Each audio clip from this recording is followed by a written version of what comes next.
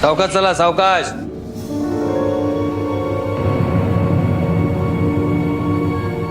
त्या घरात ना एक बाई पण आहे.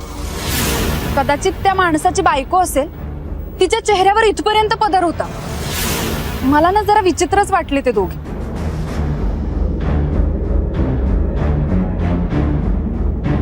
आई ग.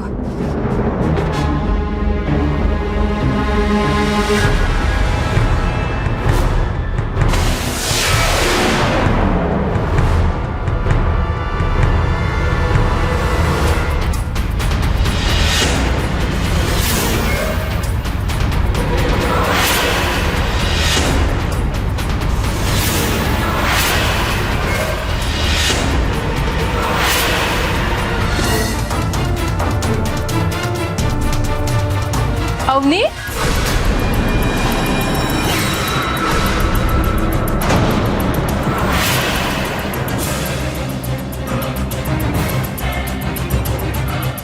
अवनी अगं कशी आहेस तू?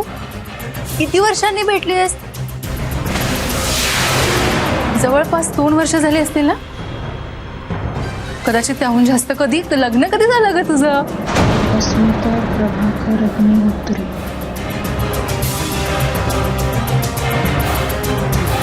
मी तुला मदत करण्यासाठी आले आहे.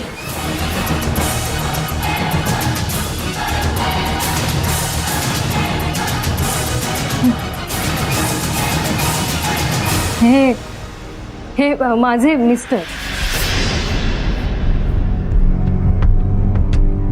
हा, नागेश महाजन. मी बाहेर नाव वाचलं पाठीवर. मला माहितच नव्हतं तुझं लग्न वगैरे झालं. छान घर आहे तुझं. मस्त मस्त बंगला एकदम. बघ, हा असा योगायोग जुळून आला आपल्या भेटीचा. नेमकी तुमच्या एंट्रन्सवरच गाडी ठोकली मी. बरीच जुनी ओळख दिसतीये.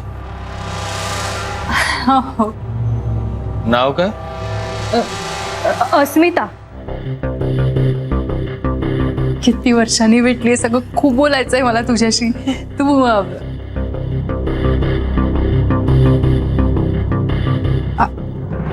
अगं त्यांच्याकडे काय बघतेस? घाबरतेच वाटतं नवऱ्याला. हा, काय हो नागेश भाऊजी, माझ्या मैत्रिणींची गप्पा मारलेलं चालेल ना तुम्हाला? हे बघा, मला भाऊजी म्हटलेलं नाही आवडत. बरं, नुसतं नागेश म्हणते. ते अवनीला चालणार आहे का काय ग? अगं उत्तर दे ना, बघते काय नुसती. हो. काय हो? तुमच्या पायाला दुखापत झाली होती ना? बरा झाला वाटतं पाय. ऐक, नाही हो, नाही अजून. खूप वर्षांनी भेटली नाही. गप्पांच्या नादात विसरच पडला. ए, चहा टाक त्यांच्यासाठी. हा, हो. जा. मस्त आहे, एकदम व्यवस्थित.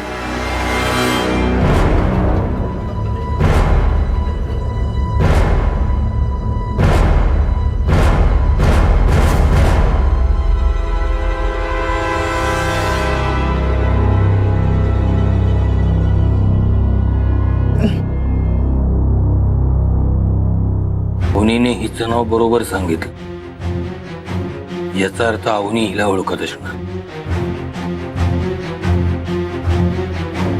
अवनीचा कंटाळा आल्यावर हे खेळणं छान. काय प्रकार आहे? अवनी याची बायको असल्याचं का सांगते? आणि मग राजन कुठे आहे?